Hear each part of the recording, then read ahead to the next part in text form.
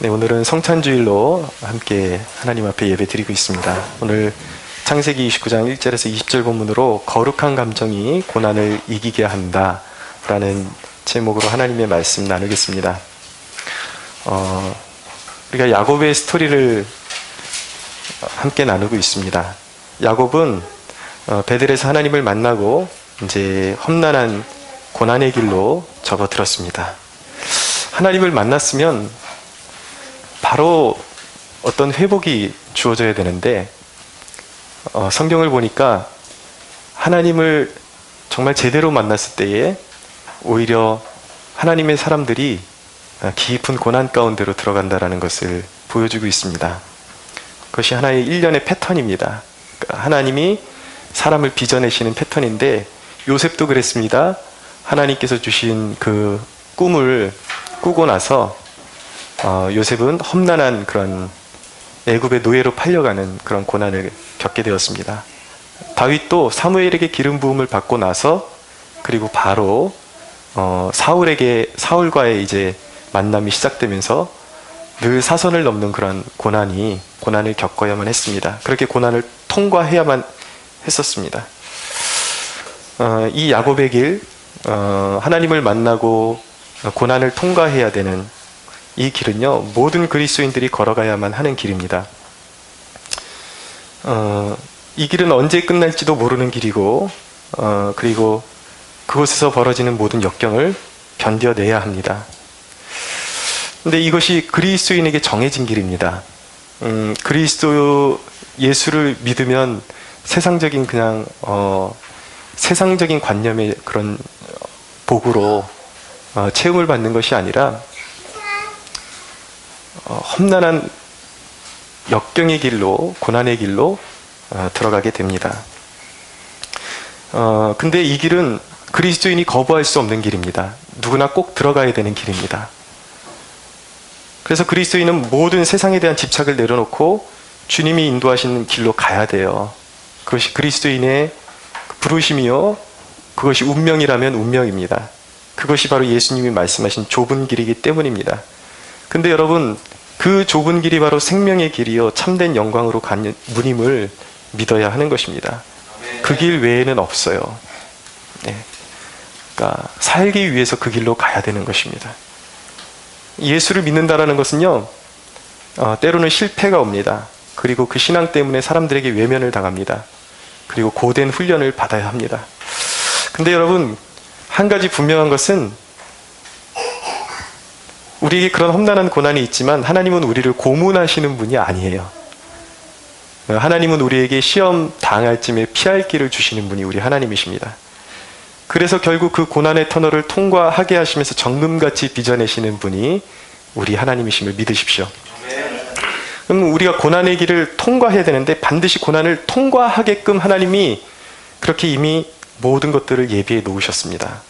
근데 우리가 이 하나님의 뜻 가운데 받는 고난을 잘 통과하기 위해서는 고난을 이기게 하는 어떤 동력이 필요해요. 그 동력이 무엇이냐? 우리가 넉넉히 고난이 오지만 그 고난을 넉넉히 이길 수 있는 그런 영적인 동력들이 있습니다.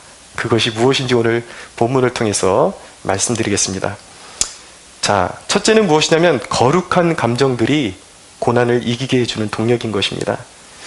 자, 소위 우리가 감정적인 신앙이라는 말을 쓰는데, 감정에 의존하는 신앙, 예를 들어서 한번 그냥 뭔가 이렇게 반짝 체험하고 뜨거워지다가 그런 체험에만 의존하는 신앙, 그것은 굉장히 위험합니다. 왜냐하면 그 감정은 너무나도 쉽게 사그라들 수 있기 때문이에요. 그리고 우리의 삶이 우리의 감정을 막 흔들어 놓습니다. 그래서 감정에 기반을 두게 되면은 고난이 오고 역경이 오면 그냥 팍 쓰러져 버립니다. 이 환경에 따라서 들쑥날쑥한 신앙은 결코 좋은 신앙이 아니에요. 결코 그런 신앙을 가지고 이길 수가 없습니다, 고난을.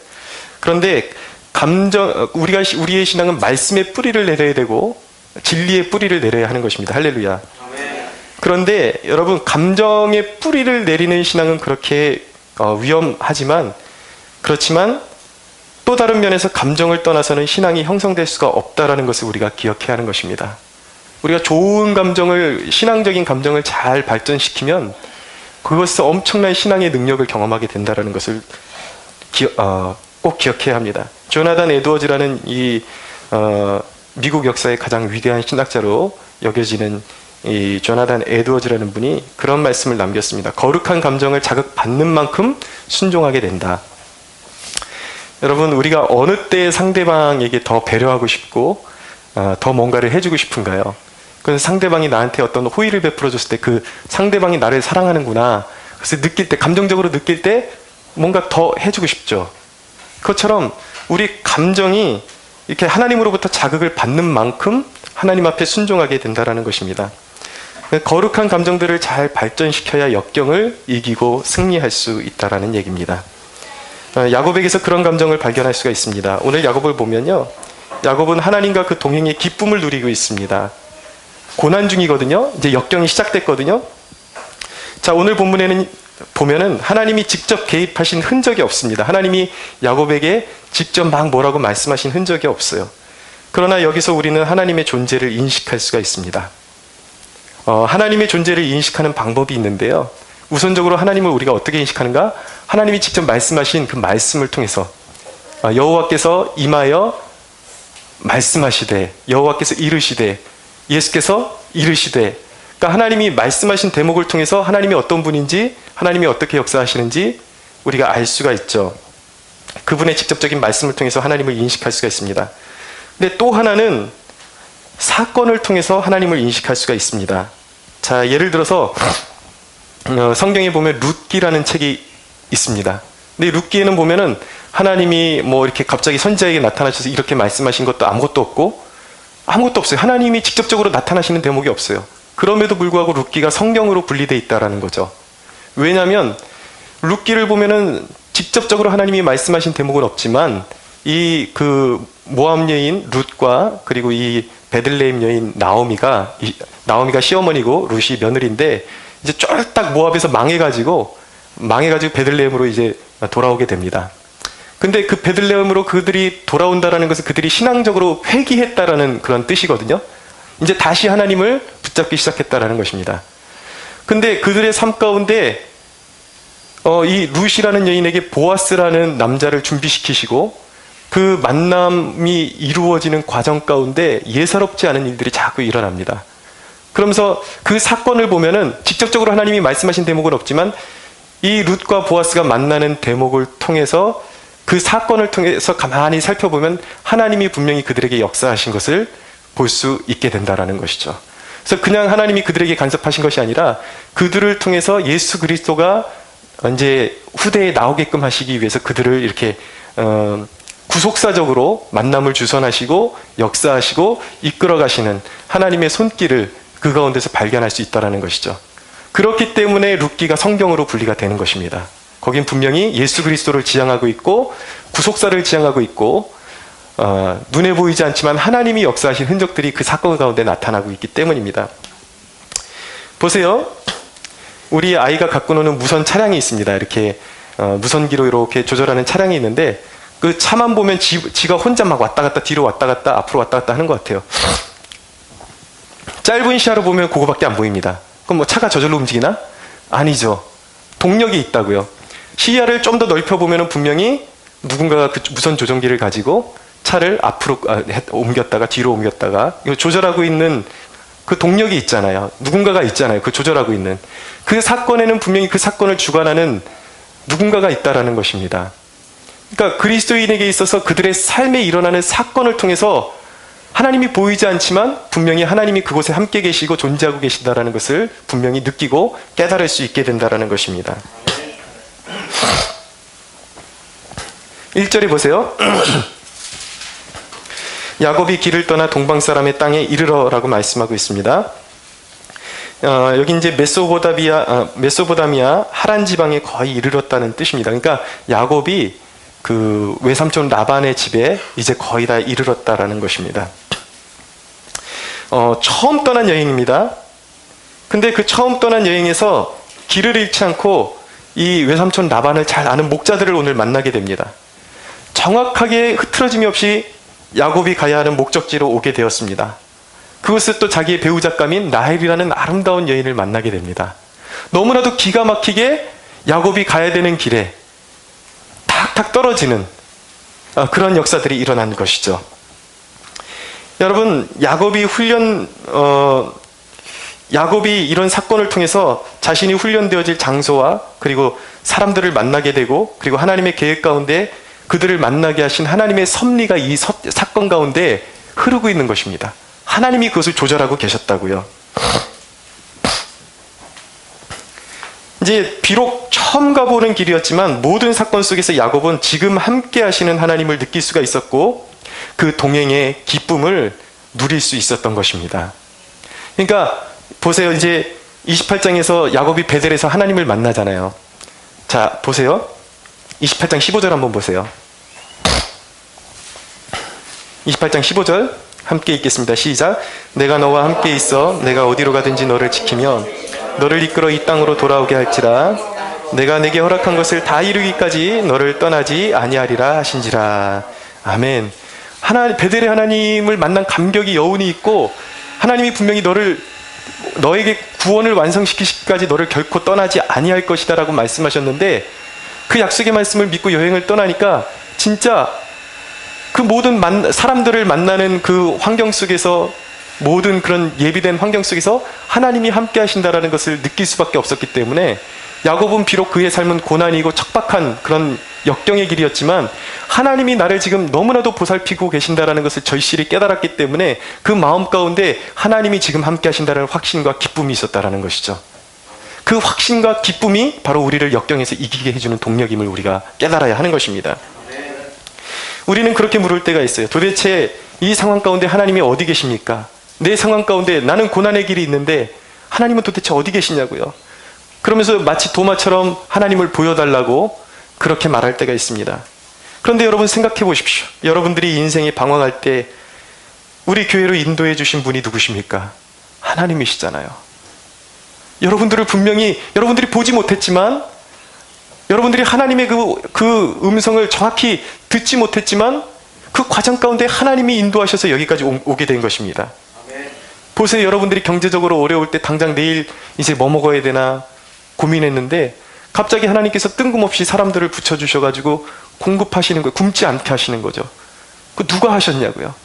하나님이 여러분들의 삶 가운데 주신 축복 아닙니까? 돌보심 아닙니까? 여러분들이 쓰러지려고 할 때 누군가가 붙잡아줘요. 여러분들이 곁길로 가려고 할 때 이 단에서 말씀이 선포되면서 여러분들에게 그러지 말라 그래요. 축복의 길로 돌아오라 그래요. 하나님이 어디 계십니까? 여러분들이 겪고 있는 사건의 곳곳에 하나님이 지금 함께 계심을 믿어야 하는 것입니다. 하나님은 먼 곳에 계시지 않으세요. 여러분, 저희 집에 보면은 이제 현관문을 열면은 긴 통로가 있습니다. 거기 보면은 뭔가 이렇게 물건을 놔두거나 뭔가 이렇게 예를 들어서 음식물이 거기 있으면은 꼭 뭔가가 왔다 간 흔적이 있어요. 막 덜그덕거리는 소리가 들리기도 하고, 그 현장을 보면은 우리는 직감적으로 압니다. 이제 많이 겪어봤기 때문에 고양이가 왔다 갔구나 라는 것을 알 수 있습니다. 물건이 흐트러진 것을 보면 고양이도 왔다 간 것을 상식적으로 우리가 알 수 있어요. 하물며 여러분, 우리 안에 그렇게 역사하신 분명한 하나님이, 위대하신 하나님이 우리 삶에 지나가신 그러한 흔적들이 너무나도 많은데 우리가 어떻게 하나님의 존재를 부정할 수가 있습니까? 로마서는 분명히 말씀하거든요. 우리의 삶뿐만 아니라 전 그 지구에, 온 우주에, 만물의 자연에 하나님의 숨결이 깃들어 있다라고 말씀하고 있습니다. 하나님이 만드신 창조물이라고요. 그래서 창조주의 숨결을 느낄 수밖에 없는 것이죠. 그러니까 하나님을 거부하는 자들에게 결코 핑계할 수 없다라고 로마서가 선포하고 있는 것입니다. 저는 여러분들의 하나님께서 오늘 이 자리 가운데 임하셔서 여러분들의 영적인 눈을 더 열어주시기를 소원합니다. 여러분들 가까이 계세요. 모든 삶의 순간에, 역경의 순간순간에 너무 가까이서 역사하고 계십니다. 그러므로 여러분, 하나님이 여러분들 곁에 계심을 확신하십시오.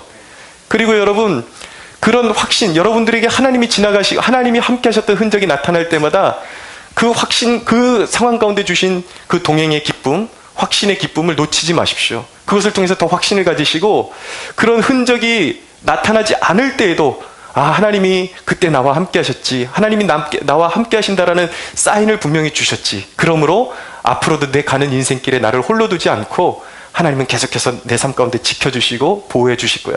그 하나님과 동행하는 기쁨을 가지시게 되기를 축원합니다. 야곱에게는 그런 거룩한 감정이 살아있었기 때문에 주신 은혜에 영민하게 반응할 수가 있었습니다. 오늘 이제 전체적인 내용을 조금 이제 요약을 해드리면, 이제 이 만남 가운데는, 하나님의 섭리가 우물이라는 그런 우물을 중심으로 이제 이루어지고 있는 것을 볼 수가 있습니다. 특별히 2절에서 8절을 요약하면, 이제 당시 유목민들에게 가장 중요한 것이 무엇이었냐면 바로 우물이었습니다. 근데 우물은 당시 우물이 너무 귀해서 공동 소유였습니다. 근데 오늘 본문에 보니까 우물 입구를 큰 돌로 장정 한 사람으로는 도저히 옮길 수 없는 몇 사람이 달려들어야 되는 그 돌로 우물 이제 입구를 막아 놓았습니다. 그것은 두 가지 이유가 있는데, 하나는 뭐냐면 이제 먼지나 흙 같은 것이 바람에 날려서 물을 오염시키지 않게 하기 위해서. 죄송합니다. 제가 요즘 기관지가 더 악화돼가지고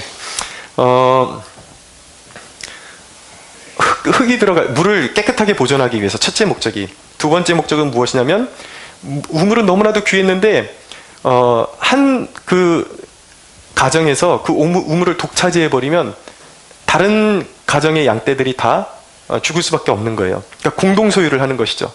그래서 물이 너무나도 귀하니까 같이 이제 시간을 정해가지고 같이 그 돌을 옮겨서 물을 먹이게끔 시간을 정해놓고, 그래서 이제 혼자 독식하지 못하기 위해서 혼자 힘으로는 도저히 옮길 수 없는 이제 돌덩어리를 거기다 이제 메꿔놓게 되는 것입니다. 오늘 그런 말씀이에요. 근데 오늘 말씀해 보니까 이제 양 세 떼가, 야곱이 딱 거기 도착하니까 양이 세 떼가 누워 있었다는 것은 이제 세 가정에 그런 이제 양떼들이 모여 있었다는 것이죠. 목자들하고.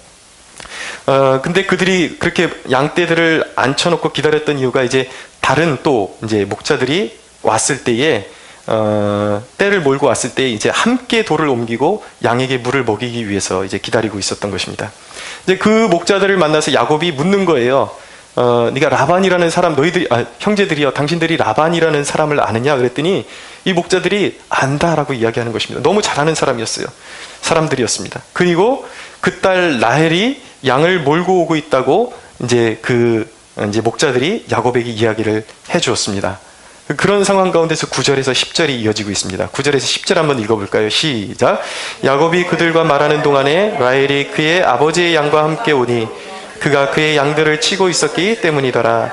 야곱이 그의 외삼촌 라반의 딸 라헬과 그의 외삼촌의 양을 보고 나아가 우물 나기 위해서 돌을 옮기고 외삼촌 라반의 양떼에게 물을 먹이고. 네. 이 상황 속에서 이제 외삼촌 라반의 딸 라헬이 이제 장차 야곱의 아내가 될 사람인데 양떼를 몰고 이제 오고 있었습니다. 그래서 이제 라헬을 만나서 야곱이 그 상황 가운데 함께 이제 힘을 합쳐서 돌을 옮기고 라헬의 양떼에게 이렇게 같이 물을 먹여주게 되었습니다. 이 대목을 통해서 야곱이 어떤 인물이었는지 알 수 있는 대목은 바로, 야곱은 고난의 길이었지만, 역경의 길이었지만 아주 성실하고 호의적인 사람이었음을 우리가 알게 되는 것입니다. 고난 중에 마음이 더 굳어지고 자기밖에 모르는 사람들이 있습니다. 고난은 그런 역할을 합니다. 사람의 마음을 강팍하게 만드는 그런 역할을 합니다. 근데 진정으로 하나님의 만난 사람들의 특징은 무엇이냐면, 고난이 깊어질수록 그 마음 가운데 그 마음의 여유를 잃지 않게 된다는 것입니다. 여러분들의 마음은 어떻습니까? 고난을 통과할 때 마음이 더 굳어집니까? 아니면 하나님을 통해서 공급받는 마음의 여유를 계속 잃지 않고 계십니까? 그 고난 가운데 마음이 굳어지면, 마음이 굳었다라는 것이 어떻게 우리의 삶 가운데 느껴지냐면, 자꾸 누군가가 다가오는 게 싫어요. 내게 다가와서 내 삶 가운데 뭔가 이렇게 간섭하는 것, 개입하는 것, 그런 것이 싫어집니다. 누군가가 내게 이제 길을 지나가다가 누군가가 두리번 거리는데 딱 직감적으로, 저 사람 나한테 길 물어보면 어떻게 하지? 귀찮은 거예요. 사람들이 내게 다가서는 게 싫어요. 마음의 여유가 없기 때문이에요. 사람들이 내게 호의를 가지고 이렇게 접근을 해도 살갑게 대해주기가 싫습니다. 그것이 무엇이냐면 마음의 여유가 없다라는 것이죠. 누군가에게 호의를 베풀지 못하는 것은 내 마음이 이미 너무나도 이렇게 비좁아졌다라는 것을 반증하고 있는 것입니다. 근데 야곱의 마음에는 고난 중에서 여유가 있었습니다. 함께 웃어줄 수 있는 여유가 있는 거죠. 사람들과 함께. 베델에서 만났던, 하나님을 만난 그 사건이 그를 이렇게 바꿔놓았던 것입니다. 하나님을 만나고 하나님이 나와 동행하시니까. 내게 염려할 것이 없으니까, 하나님이 늘 순간순간마다 돌보시니까 내 마음을 하나님께 고정시키니까 마음에 늘 여유가 있게 되는 것입니다. 여러분, 고난을 잘 이기고 싶다면 마음을 잘 다스리십시오. 할렐루야. 잠언 4장 23절에 보면 모든 지킬 만한 것 중에 더욱 내 마음을 지키라, 생명의 근원이 이에서 남이라 라고 말씀하고 있습니다. 마음을 잃어버리면 다 잃어버리는 거예요. 11절에 보니까 그가 라헬에게 입맞추고 소리내어 울며 이제 그 외삼촌 라반의 딸 라헬을 만나고 자기 혈육이라는 것을 깨닫고 이제 막 부둥켜 안고 울게 됩니다. 이것은 어떤 이성에게, 우리 문화에서 이성에게 그런 보여주는 그러한 이제 스킨십 같은 것이 아니라 그 문화에서 볼 수 있는 친족들이나 아니면 그런 동족들에게 이렇게 허그하고 이렇게 자연스럽게 그런 이제 친근감을 표현하는 그런 문화적인 습관인 것이죠. 근데 여기서 라헬을 만났어요. 근데 라헬은 그의 아내가 될 사람이기도 했지만 이 순간만큼은 야곱에게 도움을 줄 사람이었습니다. 야곱의 길을 인도하고 이제 라반의 길을 인도해 줄 사람으로 하나님께서 라헬을 만나게 해주신 것이죠. 여러분, 무슨 말씀입니까? 하나님께서 우리에게 떠나라고 말씀하시고 순종을 요구하실 때에 우리가 마음을 놓고, 비록 안 해본 것이고 처음 가는 길이고 내게는 익숙치 않은 길이지만 아멘으로 대답할 수 있는 이유는 무엇입니까? 순종하면 하나님께서 그 순종한 것을 이룰 수 있는 모든 것들을 하나님께서 이미 예비하고 기다리시기 때문입니다. 그러니까 두려워하지 마세요. 하나님께서 여러분들에게 어떤 영적인 도전을 주실 때 두려워하지 말고 순종하십시오. 그럼 그것을 감당할 수 있는 힘도 주시는 분이 바로 하나님이십니다. 그렇게 야곱이 라헬을 만나고 이제 격하게 울었습니다. 이 이야기는 무엇이냐면 야곱의 마음 가운데 그런 감정이 살아있었다라는 것입니다. 여러분, 감정과 은혜는 밀접한 관련이 있습니다. 감정은 성령이 역사하시는 통로이기 때문입니다. 감정이 살아있으면 성령의 작은 감동에도 민감해지고 그렇게 반응을 하게 됩니다. 감정이 살아있어야 돼요. 여러분, 감사해서 울어본 적이 언제입니까 도대체? 하나님의 은혜의 감동에서, 복음의 감동에서 울어본 적이 언제입니까? 여러분들의 이 감정이 살아있습니까? 하나님의 호의, 그리고 주변 사람들이 여러분들에게 작은 호의를 베풀었을 때에 그것에 감동이 있습니까? 너무 정말 고맙다, 감사하다, 그런 감동이 있습니까? 그것이 바로 거룩한 감정인데 그 거룩한 감정이 말라버리니까 어떻게 됩니까? 감사한 일도 불평으로 바꿔버리는 것입니다. 감사해야 되는데. 어저께 그런 일이 있었습니다. 우리 아들 한결이한테 할아버지가 그 번개맨이라 그래서 이제 날개가 달린 옷을 사주셨어요. 애가 그게 이제 너무 입고 싶었나 봐요. 데려와가지고 목욕을 시켜가지고 그것을 입혀주는데 이제 아빠가 다 닦아주고, 한결아 일로 와봐, 닦아주고 막 이러고 이제 다 입혀주고 그러는데 자기를 위해서 애쓰고 있는 사람한테 막 짜증을 부리는 거예요. 빨리 입혀라 그러면서 막 아빠한테 짜증을 부리고 막 그렇게 난리를 치는 거예요. 그래서 어저께 또 저한테 한번 혼났거든요. 여러분, 우리의 감정이 메말라 버리면 이렇게 된다라는 것이죠. 영적인 감정이 살아있지 못하면 하나님께서 우리를 살리시기 위해서 행하시는 일임에도 불구하고, 상대방이 호의를 베푸는 일임에도 불구하고 너무나도 이기적으로 변해버리는 거예요. 자기 싫은 것밖에 모르는 것이죠. 그러니까 감사할 줄 모르는 것입니다. 여러분, 왜 순종이 없습니까? 우리의 삶 가운데 감정이 메말랐으니까 순종이 없는 것입니다. 우리가 하나님의 말씀에 반응해야 되고, 이게 내게 주시는 말씀이구나, 이런 감각이 살아있어야 되는데, 예배를 통해서 이 감각이 살아나야 되는데, 아무리 찬양을 하고 말씀이 선포되고 그래도 감각이 메말라 있으니까 일상 가운데 순종이 없는 것이죠. 여러분, 긍휼과 감사와 연민, 이런 거룩한 감정이 살아나야 하는 것입니다. 왜입니까? 하나님은 우리 감정의 은혜를 주시기 때문이에요. 우리가 감정을 느끼는 만큼 순종하게 되어 있는 것입니다. 여러분, 다윗이라는 인물이 사울에게 쫓기면서도 형통할 수 있었던 이유가 무엇입니까? 그에게는 회개의 눈물이 있었습니다. 작은 죄만 깨달아져도 그냥 바로 엎드러져서 하나님 앞에 회개하는 그런 눈물이 있었어요. 절박한 눈물이 있었습니다. 그는 적대시하는 사람을 위해서도 눈물을 흘릴 수 있는 그런 영적인 수용력이 그에게 있었습니다. 늘 품고 울고 그런 영적인 감정이 살아있으니까, 그러니까 어떻게 됩니까? 하나님의 은혜가 떠나지를 않아요. 늘 어린아이처럼 하나님께 매달리고 늘 간구하고 울고, 하나님 없으면 저 아무것도 할 수 없습니다, 아이처럼 늘. 그러니까 이 다윗의 영성이 어느 정도입니까, 여러분? 다윗의 아내 미갈이 하나님 앞에서 다윗이 춤춘다고 막 멸시함에도 불구하고 계속 춤을 추잖아요. 내가 너한테는 멸시를 당할지 몰라도 하나님은 나를 알아주실 거야. 나는 하나님을 높이기를 원해. 여러분, 어린아이처럼 되어야 하는 것입니다. 하나님 앞에서 기뻐할 줄 알아야 되는 것이고 하나님 앞에서 눈물을 흘릴 줄 알아야 되는 것입니다. 그런 사람에게 하나님의 풍성한 은혜가 끊이지 않고 계속해서 임하는 줄로 믿으시기 바랍니다.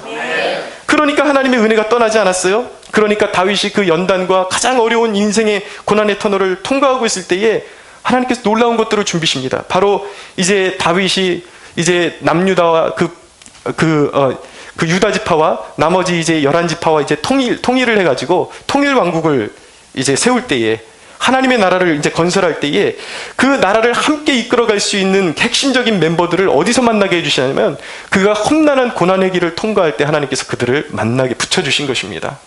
여러분, 믿으십시오. 늘 우리가 고난 가운데서 감사하고 기뻐하고 그 감사를 표현할 줄 알면 하나님께서 그 고난 가운데 진실한 사람들을 붙여주십니다. 할렐루야. 네. 여러분, 메마른 감정은 삶을 황폐하게 하는 지름길인 것입니다. 우리의 메마른 감정 때문에 삶이 점점 피폐해지는 거예요. 여러분, 사람들을 격려해 주십시오. 격려할 때에 건성으로 격려하지 마시고 진심을 담아서 격려해 주는 사람들에 의해서 정말 사람들이, 그런 공경에 처한 사람들이 살아나는 역사가 일어나게 됩니다. 진심을 담아서 격려해 주는 사람들은 누구든지 그 사람과 친구가 되고 싶어 합니다. 사랑하는 여러분, 이 거룩한 영적인 감정이 살아나는 축복이 있게 되기를 주 예수의 이름으로 축원합니다. 자, 크게 두 번째로, 자, 역경을 이기게 해주는 첫 번째 그 통로가 무엇인가, 동력이 무엇인가, 거룩한 감정들이라고 말씀드렸습니다. 거룩한 감정들인데, 두 번째도 이어지는 대목이에요. 역시 거룩한 감정이지만 그 거룩한 감정 중에서도 우리의 역경을 가장 이기게 해주는 가장 중요한 감정이 무엇인가, 그 거룩한 감정 중에 으뜸이 무엇인가를 말씀드리는 것입니다. 모든 거룩한 감정 중에 가장 으뜸은 무엇이냐면 바로 사랑입니다. 할렐루야. 오늘 14절에서 15절을 보시면 함께 한번 읽어볼까요? 시작. 라반이 이르되 너는 참으로 내 혈육이로다 하였더라. 야곱이 한 달을 그와 함께 거주하더니 라반이 야곱에게 이르되 내가 비록 내 생질이나 어찌 그저 내 일을 하겠느냐, 내 품삯을 어떻게 할지 내게 말하라. 아멘. 이제 라반, 외삼촌 라반을 만나게 되었습니다. 만나게 되었는데 이제 거기서 지내다 보니까 이제 좀 장기적으로 머물게 될 것 같으니까 외삼촌 라반이 이 야곱에게 양을 치는 그러한 재능이 있었습니다. 그것을 알아봤던 거예요. 그러면서 내가 너에게 그냥 일을 맡길 수 없으니까 품삯을 정해라. 그리고 여기 묵어라. 그렇게 이야기하는 대목이죠. 라반이라는 인물은 하나님께서 야곱을 훈련시키기 위해서 준비하신 인물이었습니다. 그러니까 이 오늘 사건 요 안에 별것 없는 것 같지만 이 본문을 잘 읽어보면 하나님께서 놀라운 것들을 다 준비해 놓으셨습니다. 목자들을 통해서 야곱의 길을 인도할 수 있는 인도자들을 준비해 두시고, 야곱의 인생에 함께 할 수 있는 발여자인 그 아내를 준비해 두시고, 그리고 영적인 교관, 그 야곱을 훈련시킬, 야곱이 이제 사기꾼 기질이 있으니까 야곱보다 더 센 그 사기꾼 기질을 가지고 있는 라반을 준비시켜 놓으셔가지고 이제 야곱의 인생을 거룩하고 아름답게 빚어낼 수 있는 모든 것들을 여기 이제 다 준비해 놓고 계신 것입니다. 여러분, 하나님이 우리를 빚어내기 위한 모든 것을 예비하심을 믿으십시오. 우리 인생 가운데 버릴 것은 아무것도 없습니다. 여러분들 인생 삶 가운데 가까이 있는 사람들, 나를 어렵게 하는 사람들, 힘들게 하는 사람들, 이 모든 사람들이 다 각자가 소명이 있어요. 내 삶 가운데 철이 철을 날카롭게 하듯이 서로 이렇게 부딪히면서 하나님께서 하나님이 원하시는 형상으로 우리를 빚어 가시는 것입니다. 근데 그 품삯을 정하라는 외삼촌의 권유에 야곱은 이제 그 둘째 딸인 라헬을 달라고 그렇게 이제 요구를 합니다. 왜냐하면 왜 라헬을 달라고 했는지 16절에서 18절을 보면 우리가 알 수가 있습니다. 16절에서 18절 같이 한번 읽어보겠습니다. 시작. 라반에게 두 딸이 있으니 언니의 이름은 레아요 아우의 이름은 라헬이라. 레아는 시력이 약하고 라헬은 곱고 아리따우니 야곱이 라헬을 더 사랑함으로 대답하되 내가 외삼촌의 작은 딸 라헬을 위하여 외삼촌에게 7년을 섬기리이다. 아멘. 야곱이 라헬을 사랑했던 이유, 택한 이유는 간단합니다. 그가 더 아름다웠기 때문입니다. 오늘 말씀해 보니까 첫째 딸 레아는 시력이 약했다라고 말씀하고 있어요. 보다 정확히 말씀드리면 눈에 총기가 없었다라는 것입니다. 그러니까 그렇게 못생긴 것 같진 않아요. 근데 딱 보니까 이 여자의 매력은 또 눈초리인데 보니까 눈에 총기가 없는 거예요. 그러니까 별 매력이 없어요. 그러니까 레아라는 여인에겐 그런 육체적인 아킬레스건이 있었습니다. 좀 매력이 떨어지는. 근데 여러분, 하나님은 공평하시다라는 것은 무엇이냐면요, 하나님은 레아가 그렇게 남편에게 좀 사랑받지 못하는 그것을 보시고 레아에게 더 이렇게 많은 자녀들을 주시고 또 레아를 통해서 이후에 메시아이신 예수 그리스도가 태어날 수 있도록 레아를 메시아의 조상으로 세우시는 것입니다. 라헬이라는 여인은 좀 이렇게 육체적인 아름다움이 있었어요. 눈빛도 아름답고 딱 남자가 봤을 때 한눈에 봐도 이렇게 뿅 간다 할 정도로 이렇게 매력이 있는 것이죠. 그러니까 야곱의 눈초리가 라헬에게 꼽혔어요. 그랬더니 하나님은 또 이 라헬이 워낙 그 사랑받고 그런 육체적인 아름다움을 가지고 있기 때문에 그를 또 단련시키시기 위해서 라헬의 삶 가운데 아이를 주시는데 그렇게 어렵게 주시는 그런 연단을 그에게 허락하십니다. 그러니까 무엇 하나가 있으면 또 다른 뭔가가 있기 마련이에요. 하나가 있으면 하나가 없게 되어 있고 하나가 없으면 하나님이 또 다른 것을 주시는 공평하신 하나님이 바로 우리가 믿는 하나님이십니다.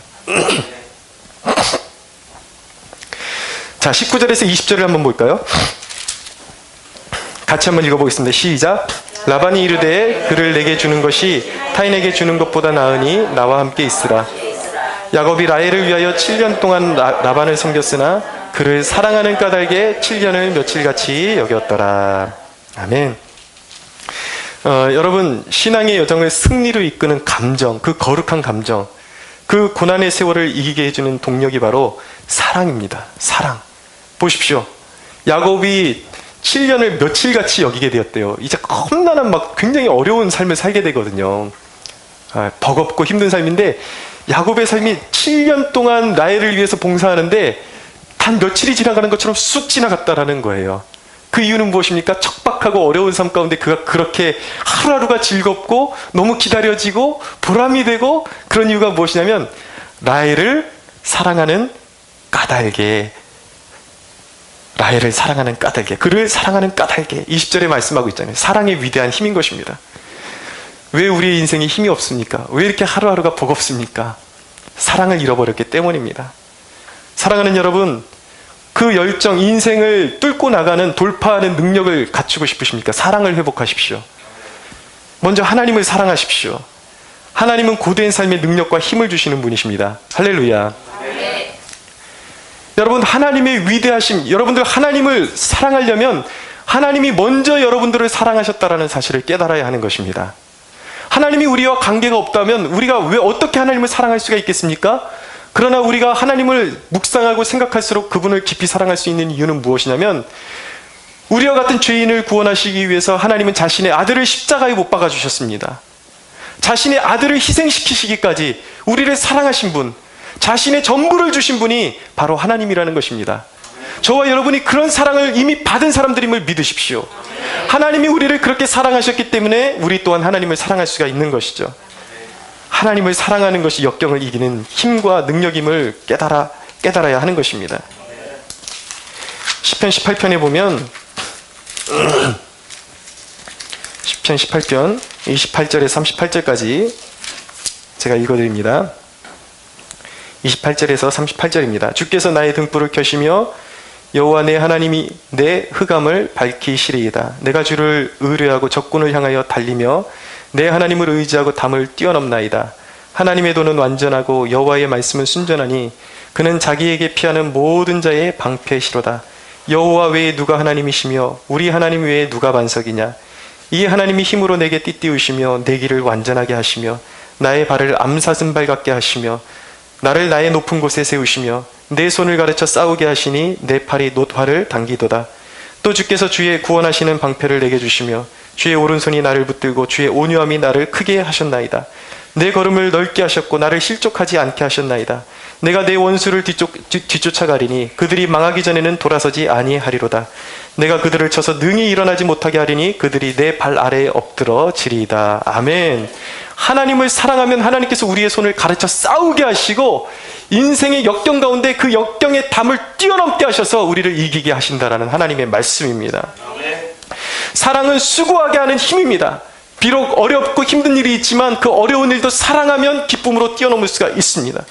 사랑은 고된 것을 잊게 해주는 힘인 것입니다. 연애해 보신 분들은 알 거예요. 사랑에 빠지면 아무리 멀어도 달려가게 되어 있습니다. 힘들지 않습니다. 그 이성을 만나기 위해서 달려가는 길이 힘들지 않아요. 사랑이 힘인 것이죠. 여러분, 여러분들의 삶 가운데 안 믿는 가족을 인도하고 싶다면 사랑하십시오. 이론으로 설득하려고 하지 말고, 설득하는 것은 목사가 하는 일입니다. 반찬을 하나 더해 주십시오. 말 듣지 않는 가족에게, 그리고 교회에 나오지 않는 가족에게 사랑하고 사랑으로 덮어주고 반찬 하나라도 더해 주십시오. 정성스럽게 해 주십시오. 여러분, 성경은 분명히 말씀합니다. 사랑이 담긴 행실, 헌신은 사람을 구원으로 이끌 수 있다고 베드로전서 3장 1절이 말씀하고 있습니다. 할렐루야. 아멘. 사랑은 능력이에요. 사랑은 힘인 것입니다. 하나님을 사랑하면 모든 것을 내려놓을 수가 있어요. 내가 고집하는 것, 이것만은 안 돼 하는 것. 여러분, 왜 우리가 은혜에 자꾸 막힘이 되는지 아십니까? 걸림이 되는지 아십니까? 하나님 앞에서 하나님이 우리의 걸림이 되는 것을 깨닫게 해주실 때에 그것을 내려놔야 되는데, 그것을 고집하기 때문에 은혜를 받지 못하는 것입니다. 하나님을 사랑하면 하나님이 내게 내려놓으라 하시는 것이 아깝지 않아요. 그것이 무엇이든 간에 물질이든지 죄이든지 나의 고집이든지 내려놓을 수가 있습니다. 여러분, 예배는 자유가 임하는 곳입니다. 예배는 우리의 묶임을 풀어주는 곳이에요. 우리가 이렇게 몸담고 있는 죄악을 하나님의 말씀을 듣고 하나님 앞에 꿇어 엎드리고 내가 죄인임을 고백하고 그 죄를 버리기로 작정하고 내어드리면 그 버림을 통해서 우리에게 진정한 영적인 자유가 임하는 것입니다. 할렐루야. 아멘. 근데 많은 사람들이 부자 청년 같아요. 부자 청년이 내가 주님을 위해서 다 순종하게 했습니다 라고 이야기하면서도 한 가지를 극복을 하지 못하고 돌아가는 것입니다. 너의 물질을 다 팔아서 가난한 자들에게 나눠주고 나를 따르라고 말씀하셨는데 물질에 대한 집착을 부자 청년이 버리지 못했어요. 그러니까 모든 것을 다 할 수 있었지만 주님이 진정 요구하시는 그 한 가지를 버리지 못해서 그는 천국문 앞에서 돌아서고 말았던 것입니다. 여러분, 우리가 하나님을 사랑한다면 못 버릴 것이 무엇이 있어요? 이전에 제가 부천에서 목회할 때에 장로님 딸이 있었습니다. 남매가 있었는데 둘 다 되게 깐깐하게 생겼어요. 근데 이 남자 청년은 깐깐하게 생겼는데 의외로 너무 이렇게 목회자를 잘 섬기고 순종을 잘하는 거예요. 근데 이 큰 딸이 얼마나 깐깐한지요. 제가 처음에 부임해서 예배를 이제 세워가는데 이제 막 주변 사람들을 통해서 계속 저에게 그 말이 들려오는 거예요. 예배는 왜 이렇게 기냐? 설교는 왜 이렇게 기냐? 또 찬양은 가사를 똑같은 걸 왜 이렇게 반복하냐? 그러면서 막 불평을 해대고 온 그냥 교회를 어지럽게 만드는 것이죠. 근데 제가 로마서를 당시에 강의했는데 로마서 말씀을 준비하는데 그날 그 입술에 대한 것, 말에 대한 것, 그것을 이제 그 말에 대한 죄를 선포하는 날이었습니다. 근데 그 설교를 준비하는데 이상하게 저는 그 친구를 겨냥해서 준비한 설교가 아니라 본문대로 준비한 설교예요. 근데 그 친구가 마음에 자꾸 걸리는 거예요. 이거 그 친구가 말씀을 받고 상처받으면 어떨까? 어떻게 할까? 걸리는데 어떻게 해요? 하나님이 주신 말씀인데 사람에게 맞추는 게 아니잖아요. 그래서 그날 그대로 그냥 말씀을 선포했습니다. 근데 놀라운 일이 벌어졌습니다. 예배를 끝나고 났는데 이 깐깐하고 정말 이 개념 없는 자매가 저에게 다가오는 거예요. 그러더니 뭐라 그러냐면, 목사님, 오늘 말씀에 진짜 은혜 받았습니다. 그러는 거예요. 그러더니 더 놀라운 것은 소그룹에 가서 그 자매가 하는 말이 사과를 하더래요. 친구들에게. 얘들아, 내가 미안해. 그동안 얼마나 내가 부정적으로 얘기했고 그동안 얼마나 내가 교회를 어렵게 했는지 오늘 정말 깨달았어. 미안해. 여러분, 이런 사람이 바로 천국에 합당한 사람인 것입니다. 그동안 깐깐했어도 하나님의 말씀 앞에서 자신을 무너뜨릴 수 있는 사람, 자신을 무너뜨리니까 이 자매의 얼굴에 표정이 바뀌는 거예요.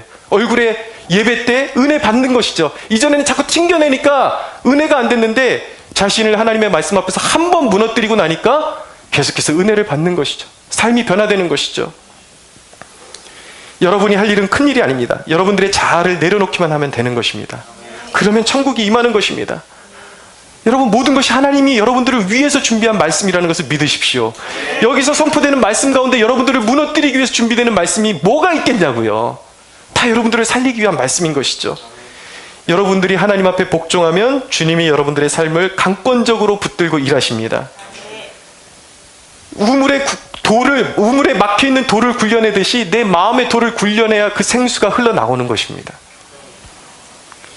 여러분, 야곱이 어떻게 이런 영적인 감정이 살아있을 수 있었을까요? 기쁨과 호의, 감동, 눈물, 이렇게 사랑에 헌신할 수 있었던 동기는 바로 베델에서 하나님을 만났던 체험이 있었기 때문입니다. 여러분, 하나님을 만나면 다 해결함 받습니다. 할렐루야. 우리의 굳어진 마음, 굳어진 감정이 하나님을 만나면 녹아지게 되어 있어요. 찬양 가사 중에 이런 찬양 가사가 있거든요. 십자가 그 사랑 멀리 떠나서 무너진 나의 삶 속에 잊혀진 주 은혜, 돌 같은 내 마음 어루만지사 다시 일으켜 세우실 주를 사랑합니다 라는 찬양이 있습니다. 어떻게 이 거룩한 감정이 회복될 수 있습니까? 오직 성령만이 그 일을 행하실 수 있음을 믿으십시오. 여러분들의 그 돌 같은 마음이 회복되어지고 사랑이 넘치고 영적인 감정이 충만해지기를 원한다면 성령님께 간구하십시오. 하나님이 나에게 그리스도 안에서, 그 십자가 안에서 하나님이 나를 사랑하신 그 큰 사랑을 내가 느낄 수 있게 도와주십시오. 내가 믿기로 결단합니다. 사랑하는 여러분, 예수 그리스도의 그 십자가의 사랑이 바로 나를 위한 사랑임을 믿으십시오. 그 믿음을 통해서 성령님께 내가 믿습니다. 오늘 이 시간 믿기로 결단합니다. 하나님이 나를 향하신 그 사랑이 얼마나 큰지 다시 한번 깨닫게 해주십시오. 성령님께 구하십시오. 할렐루야. 그리고 여러분, 찬양하십시오. 찬양은 놀라운 능력인 것입니다. 기도는 예를 들면 투석과 같은 거예요. 투석이 뭔지 아세요? 이 신부전증 있는 사람들이 하는 그런 이제 치료행위인데, 피를 밖으로 빼가지고 노폐물을 걸러낸 다음에 다시 안으로 집어넣는 것입니다. 우리가 성령 안에서 기도하면 우리의 영적인 탁한 그런 피가 맑아지는 거예요. 영적으로 우리의 영혼이 맑아지는 것입니다. 할렐루야. 영적인 감정이 회복되어지죠. 그런데 찬양은 무엇이냐면, 기도가 투석이라면 찬양은 펌프질이에요. 찬양을 하면 우리 심장이 막 펌프질이 됩니다. 그러면서 하나님의 은혜가 우리의 삶 가운데 더욱더 깊이 느껴지고 크게 느껴지고 우리의 영혼이 살아나는 역사가 일어나게 되는 것입니다. 사랑하는 여러분, 사랑은 고난을 이기게 하는 힘임을 믿으십시오. 또한 하나님은 역경도 허락하시지만 그 역경 가운데 이길 수 있는 보람도 주신다는 걸 기억하십시오. 야곱에게 험난한 고난이 준비되어 있지만 하나님께서 라헬을 준비하심으로 그 고난을 기쁨으로 통과할 수 있게 해주시는 것입니다. 오늘 역경 가운데 있는 분이 계십니까? 이렇게 기도하십시오. 내가 주님을 위해서 기쁘게 감당할 수 있는 일을 발견하게 해주십시오 라고 기도할 수 있는 여러분들이 되시기를 원합니다. 여러분, 예수님이 우리를 위해서 저주를 받으신 것은 우리의 절망의 세포를 살리시기 위해서, 바꾸시기 위해서 십자가에 달리셨습니다. 우리의 감정이 메마르면 우리의 인생 패배한 거예요. 하나님이 분명히 우리를 도와주시기를 원하심에도 불구하고 우리가 감정적으로 처리가 되지 않으면, 우리가 늘 부정적인 생각하고 부정적인 입술을 열면 우리는 패배할 수밖에 없는 것입니다. 사랑하는 여러분, 우리는 주 예수 안에서 이미 승리한 사람들임을 믿으십시오. 날마다 승리를 선포하며 그리스도의 은혜를 선포하며 그분을 사랑하고 이웃을 사랑하고 고난을, 역경을 이겨내는 저와 여러분들이 되기를 축원합니다. 시편 31편 21절에서 24절 말씀 읽어드리고 마치겠습니다. 여호와를 찬송할지어다. 견고한 성에서 그의 놀라운 사랑을 내게 보이셨음이로다. 내가 놀라서 말하기를 주의 목전에서 끊어졌다 하였사오나 내가 주께 부르짖을 때에 주께서 나의 간구하는 소리를 들으셨나이다. 너희 모든 성도들아, 여호와를 사랑하라. 여호와께서 진실한 자를 보호하시고 교만하게 행하는 자에게 엄중히 갚으시느니라. 여호와를 바라는 너희들아, 강하고 담대하라. 할렐루야. 하나님이 우리와 함께 하십니다. 거룩한 감정을 회복하십시오. 우리 하나님께 영광의 박수 올려드리겠습니다.